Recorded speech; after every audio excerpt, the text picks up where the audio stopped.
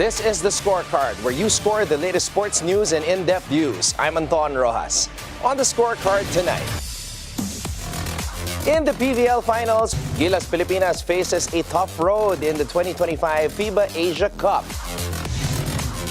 In Major League Baseball, Skubal dominates as the Tigers blank the Yankees for their 5th straight win. In the NBA, the Lakers fall apart after Luka Doncic's ejection as the Thunder rally for the win. While the Clippers edge the Spurs and surge into 4th place in the Western Conference. And know how the PBA completed its 50 greatest list with no less than the chairman of the selection committee, Sonny Barrios. All the headlines and more on the Scorecard tonight, the 9th of April. Now, here's our roundup. Petro Gazz made a powerful statement in Game 1 of the PVL All-Filipino Conference Finals, edging out Creamline in a thrilling 25-17, 25-20, 18-25, 20-25, 15-10 victory. The Angels are determined to bring 4 points, 21 of those coming from attacks plus 14 digs and an ace. MJ Phillips provided the much-needed spark for the Angels in the decisive 5th set. Crucial smashes, she hits and exceptional blocking. With Creamline pushing for an equalizer, Galanza's smash and Kyle Negrito's ace set the stage for the final frame. Panaga's key push down the middle sealed the deal, sending the match to a decider. Smashers with plenty to work on for the upcoming game. Gilas Pilipinas will battle familiar foes in Group D at the 2025 FIBA Asia Cup in Jeddah, Saudi Arabia from August 5 to 17. Currently ranked 34th in the world, Gilas looks to improve on its 9th place finish from the last Asia Cup in Indonesia. The team will meet New Zealand and Chinese Taipei again. Both teams have pushed Gilas to the limit in recent matches. Gilas last defeated them. The tournament will be tougher without Kai Soto, who missed the final qualifying window, and with Justin Brownlee still recuperating from a thumb injury and awaiting FIBA's decision on a banned substance test. In Major League Baseball, Detroit's Tarik Skubal shines, holding the Yankees to 4 hits over 6 innings as the Tigers cruise to a 5-0 win and their 5th straight victory. Skubal, last season's American League Cy Young Award winner, struck out 6, walked none, and retired 16 straight after a shaky start, lowering his ERA to 3.78. Torkelson launched a 4th inning homer to ignite a power surge, followed by McKinstry and Dingler's back-to-back bombs, while Carpenter added another in the 5th. Brant Herter closed it out with a clean 3-inning save in just over 2 hours. Yanks dropped 3rd straight, held scoreless for the first time this season in the frigid Detroit cold. Detroit makes roster moves, placing Margot and Rogers on IL and calling up Hicklin and Nido from Toledo. Goldschmidt went 3 for 4, continuing his hot streak at .381, while Bellinger missed the game due to suspected food poisoning. In the NBA, Luka Doncic was ejected late in a tight game between the Los Angeles Lakers and Oklahoma City Thunder after a comment he made to a fan resulted in a second technical foul and a quick whistle from referee JT Orr. The incident occurred with the Lakers leading 109-108 when Luka spoke to a fan sitting courtside after a contested layup and Orr deemed the remark directed toward him. The resulting technical foul was Doncic's second of the night, and he was ejected from the game. Shai Gilgeous-Alexander hit both technical free throws to tie the game at 108, and the Thunder took control from there. OKC closed the game with a 28-11 run, ending with a 136-120 win to deal a blow to the Lakers' playoff seeding hopes. Despite Doncic's impactful layup that gave the Lakers a 108-107 lead, the ejection sparked a turnaround. Austin Reeves did his best to keep Los Angeles in front with a couple of free throws, but Alex Caruso answered with a key three-pointer to put the Thunder ahead 112-110. The Lakers' late meltdown hands the Thunder a significant victory in a highly competitive Western Conference race. Meanwhile, Ivica Zubac dominated with 24 points and 20 rebounds, while Norman Powell added 25 points to help the Los Angeles Clippers pull off a 122-117 win over the San Antonio Spurs. James Harden also delivered a solid performance with 21 points, 12 assists, and 9 rebounds as the Clippers extended their winning streak to 5 games. Los Angeles moves into 4th place in the Western Conference with a 47-32 record, and they currently hold the tiebreakers over Denver, Memphis, and Golden State, who all sit with the same record with 3 games left in the regular season. The Clippers are now closely behind the 3rd-place Lakers, who are 48-31. The Spurs, who have now lost 8 of their last 9 games, were led by Harrison Barnes with 24 points and Stephon Castle with 19 points. Bogdan Bogdanovic also had a milestone night, scoring 19 points in his 500th career game. A tough loss for San Antonio as they look to bounce back in the coming games. And here are the other results from around the NBA.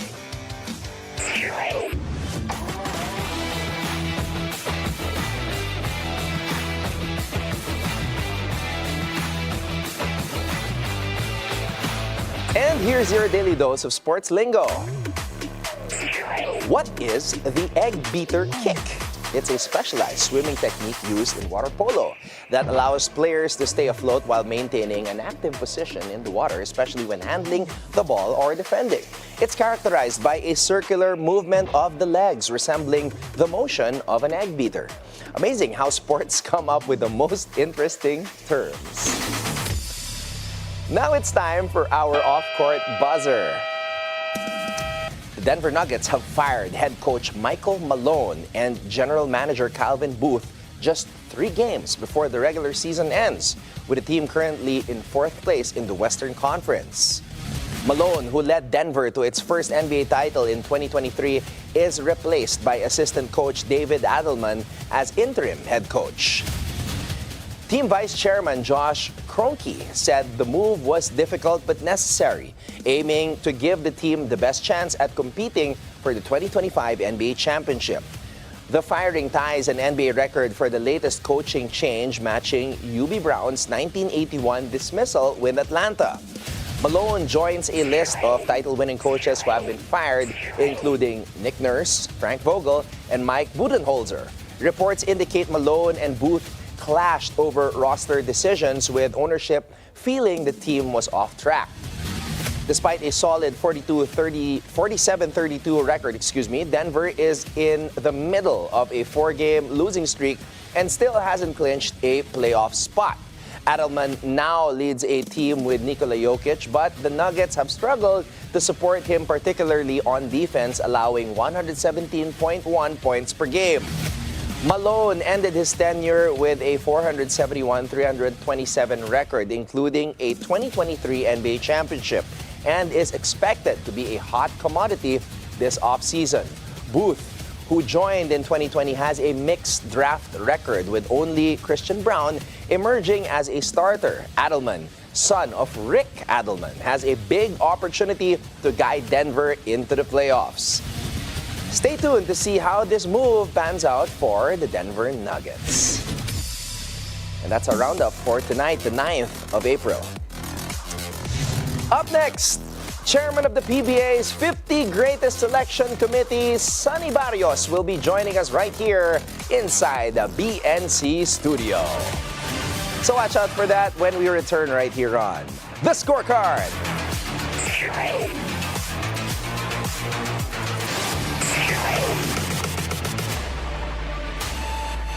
He is a pillar of the Philippine basketball industry, and who better to talk about the PBA's 50 Greatest than Mr. Sonny Barrios, Commissioner, Executive Director. Mr. Sonny Barrios, maraming salamat po and thank you so much. It's a huge honor na makasama po kayo dito sa The Scorecard. Hey, salamat for having me, Anton. EDCOM, ang pinag-uusapan ngayon, syempre, yung 50 greatest, the latest 10 players na nasama dito sa listahan ng PBA's Greatest. And I am relieved. I don't know how you're feeling because after the list was announced, the latest 10, mukhang masaya naman ang taong bayan. It was not like what happened after the 40 greatest were announced. Yeah, well, we have to thank PBA, in particular Commissioner Willie Marcial, who picked the members of the selection committee. No, mag-aangat bangko na ako. No, if you notice,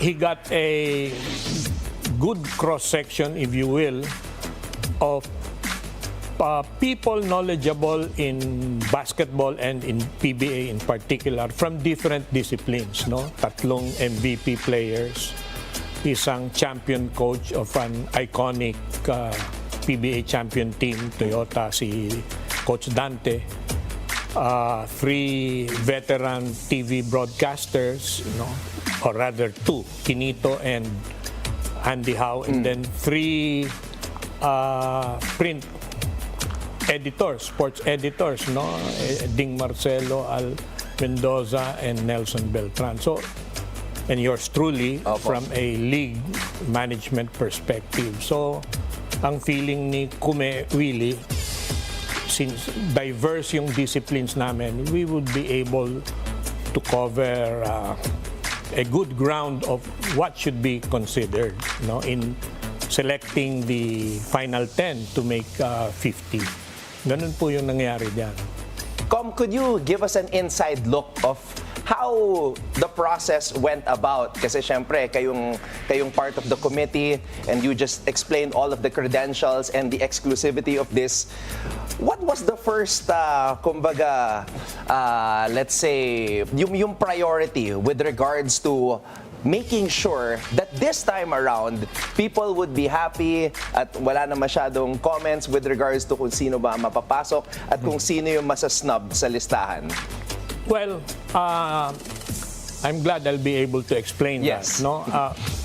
We actually had 3 meetings. Wow. No? Yung first meeting, ang unang topic, organizational. How will we organize ourselves? So, ang sabi, 10 kasi kami. Opo. Ang napagkasundan ng grupo, let's appoint a chairman para orderly yung meeting discussions, no? So, ako yung nahirang na chairman and I said, okay, chairman ako pero non-voting. Para kayong siyam, if we have to divide the house, add number, walang tabla. No? So, yun ang unang first order of the day. The second one was to ask ourselves, ano ba ang inassign sa ating trabaho? Pumasok ang wisdom nung I'll use the term seasoned instead of old. Si Coach Dante. Who is, by the way, I don't think he'll be offended, he's 87 years old. No? So, yung dulong niya kakaiba. No? Ang unang in-emphasize niya sa grupo, we're supposed to select PBA players for their exceptional playing skills in PBA. No? And other related qualities like impact of the league. In other words, hindi yung magaling sila sa college playing, hindi rin natin tinitimbang yung honor student ba sila, no? Yung playing is iyon. So, nung nagkaliwanagan na ganun, okay. So, kung yun ang assignment natin, automatic agad, inadapt namin yung inadapt ng first 2 selection committees, which is what? Automatic, kasama sa 50 greatest, ang nag-MVP. Okay. Kaya doon sa first 25, if I remember right, 15 doon MVP. 10 lang yung non-MVP na pinagpilian ng selection committee. No? And then, dito sa second group, nakasampu atang MVP. No? So, nung sinabi natin na ang inaano natin exceptional playing skills in the PBA, ang mindset, automatic, yung MVP, hindi ka naman mag-MVP kung hindi ka exceptional playing skill. Correct. Kaya, immediately, Fajardo and Scotty Thompson, konting qualification, dapat minimum 5 years. Pasok dun si Junmar, pasok din si Scotty. Kasi Yes. batang-bata pa ni Scotty, ba't nakasama? Minimum 5 playing years at MVP. Opo. In other words, yung assignment namin, 8 na lang ang pagpipilian. Kasi matik na yung dalawa eh. Yes. No? Yung sinasabi kong wisdom ng pinaka-season yung kung ano assignment, ang nag-input second youngest, MVP Alan Kaidik. Ang suggestion ko, Chairman, gumawa tayo, kaming siyam, gagawa kami ng kanya-kanyang listahan. Opo. Without consulting each other. At tignan natin sino yung mga common choices natin. Okay? Agad-agad, inadapt ng grupo yon. Good suggestion. So, nag-adjourn kami with the assignment na pag-isipan natin mabuti yan. Next meeting, second meeting, Yes. reveal yung kanya-kanyang listahan. Okay? 3 weeks ang gap between the first and the second meeting. Nung ni-reveal sa second meeting, yung top 8, no? Nung 9 voting members got more than 80% Wow. of the possible 100%. At yung top 4 got almost 92%. Ganon ka, kaya nga sinasabi ko, ganon ka common thread ang pag-iisip nung siyam after na lay down namin yung parameters ng kung sino pipiliin. No? They were, in other words, they were of like mindset. So what happened in the second meeting? We said, let's not cast that in stone. Let's again sleep over it. Yes. Let's have a third meeting at doon natin sasabihin kung talagang final na yan. So after another 2 weeks, nag-meeting uli kami, ni-review ng grupo yung sinasabi kong lumabas na 8 Yes. doon sa reveal, no? Ng listahan, ng individual list. And everybody, long story short, kasi some names were floated that were not part of the 8 hanggang sa dumating dun sa question, are we set on this 8? Yes. Yes. So, by third meeting, unanimous na yung siyam. Hindi na basta't 80% or 100% na yung siyam behind the 8 that we announced together with the 2 automatic MVPs. Ganun po ang nangyari sa proseso nitong selection committee na po ito. That's why we are solidly behind our work, if I may say so.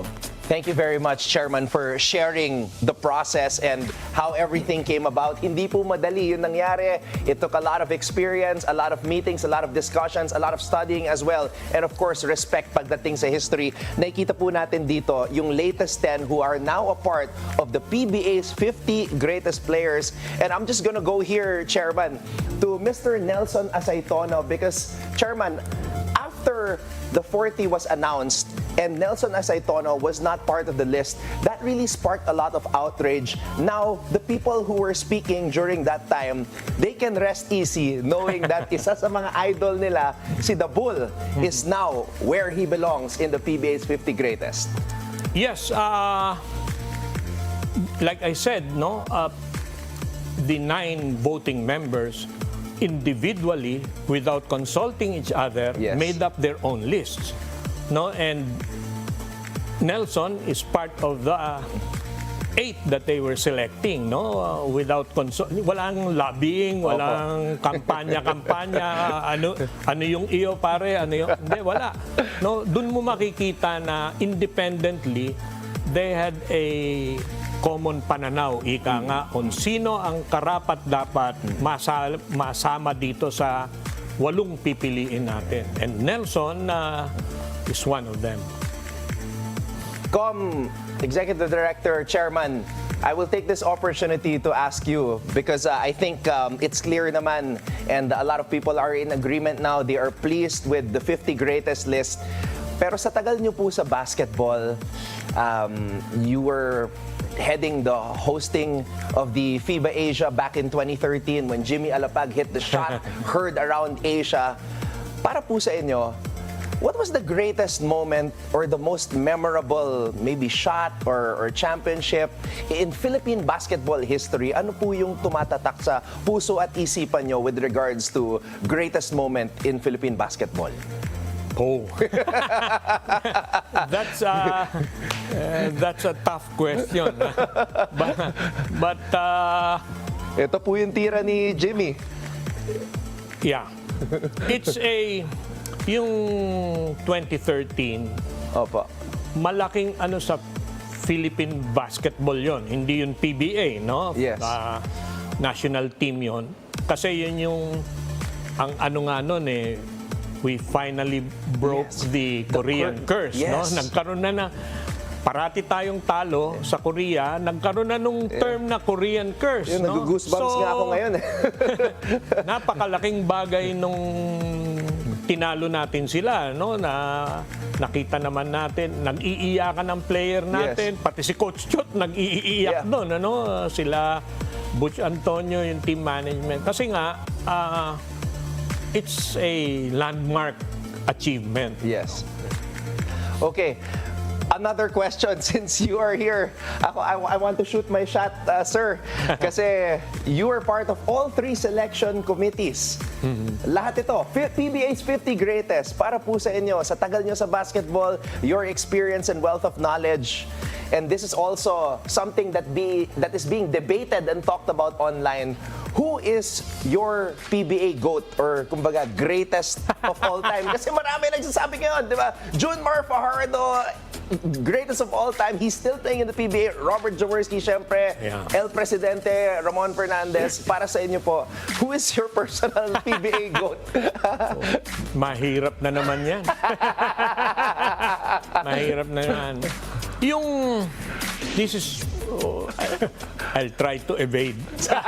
Sige po. With a direct answer, no? Yung pag tinignan mo yung ika nga statistical data, performance-wise, Opo. it's hard to argue with the achievement of Junmar, no? Kasi mahihirapan ng may makakuha ng mas marami doon, but I just read the other day the humility of Junmar saying na may magbe-break pa rin yan, no? May magbe-break pa rin yan. In terms naman of, I also saw in social media a program where the MVPs, Jeffrey Carriazo, Bong Hawkins, and I think Benji Paras were discussing the issue of GOAT ata. Yes. And somebody was saying, dalawang nakikita niya, no? Jaworski and Don Ramon, no? El Presidente. Yes. So, may ano rin yun. Opo.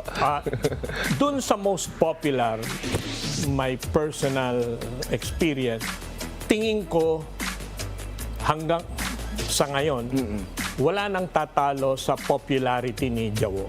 Wala na. I saw it with my own eyes. Yes. No? A little anecdote. We had an out-of-town game, I believe, in Dagupan. And during the halftime break, I stepped out of the venue to take a breather. And I got to chat with, guess what? NPAs. Wow. And I said, nagpakilalahan kami. Yeah. Oh, bumaba ho kami, sir. Kasi lumalaro si Jaworski. Sabi ko, paano yun? Ang dami rin pulis dito. Hindi sir, nagkakaintindihan ho kami yan. Wow. Dahil kay Jaworski. Wow. So, that's one anecdote lang yun. Kaya iba ho yung popularity ni Tokayo ko, Sonny Jaworski. Transcendent po talaga. Sir, thank you so much for the time and sharing with us the history about the PBA. And of course, maybe we'll see you on the next list again, sir. God willing, yeah. Thank you for having me, Anton. Thank you so much. The former commissioner and executive director of the Samahang Basketball ng Pilipinas, the great Sonny Barrios, here with us on the Scorecard today. Sir, maraming salamat po and God bless. Thank you. Thank you so much, sir.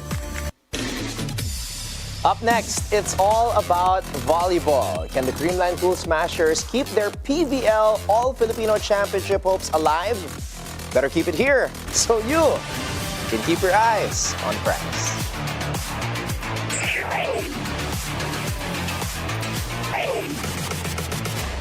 Welcome back to the Scorecard. It's time to keep your eyes on the prize.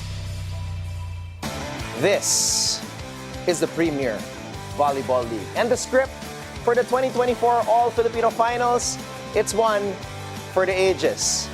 Now, we've seen this movie before, haven't we? Creamline, Petro Gazz, under the bright lights of the Big Dome, the Smart Araneta Coliseum. Game 1, though, is already in the books, and the Angels once again take the early lead. It's a rematch of that unforgettable 2023 showdown, but this time, they are hoping to change the ending. Petro in this spot. They won Game 1, and then Creamline happened. And history was written in pink and white. But this version of the Angels, they're different. They feel different. And if Brooke Van Sickle has anything to say about it, there's no way they're reliving the heartbreak of 2023. We remember it, we take lessons from it, but we're not going to relive it, she said post-match. One game at a time, 1 point at a time, we just have to finish it. And finish she did. 24 points, 14 excellent digs, and about a dozen game-saving hustle plays. Her energy, unmatched. Her leadership, undeniable. And her mindset, exactly what Petro Gazz needs heading into game number 2. Because if there's one thing we know about the Creamline Cool Smashers, it's that they never go out quietly. We've been here before, so many times before. 10 championships, 13 finals appearances, a Grand Slam. They are the standard. They have set the bar. And even with their backs against the wall, no one in that Petro Gazz locker room is taking them lightly. MJ Phillips, the heart and soul of this team, 6 points in that 5th set alone, and she played like it was the last volleyball match of her life. Remy Palma, Jonas Sabete, veterans who've seen it all. Their leadership, huge. Their poise, palpable. And the timing of their plays in that 5th set, just what the Angels needed to weather the Creamline storm. Now let's not forget the story. Creamline enters game number 2 as the slight favorite to win. But Petro Gazz isn't far behind. Expect a tight match. 4 or 5 sets likely. If Creamline levels the series, then we are off for Game 3. And Game 2 tips off Thursday at 6:30 p.m. And trust me when I say this isn't just another volleyball match. This is legacy defining. This is rivalry redefining. This is the final stand. Will Creamline do what Creamline does and rally from the brink? Or will Petro Gazz finally exercise the demons and stand atop the All-Filipino mountain for the first time? One thing's for sure, we are all witnesses. This is not just volleyball. This is history in the making. And that wraps up tonight's preview, so you can keep your eyes on the prize. Now, before we go, think on this. From a legendary basketball coach who steered the UCLA Bruins to no less than 10 NCAA titles, John Wooden once said, "Winning takes talent. To repeat takes character." And with that, thank you for joining us tonight. We'll see you again tomorrow on The Scorecard, where sports is our business and business is our sport on the Bilyonaryo News Channel. This has been Anton Roxas. Have a blessed evening, everybody. Good night.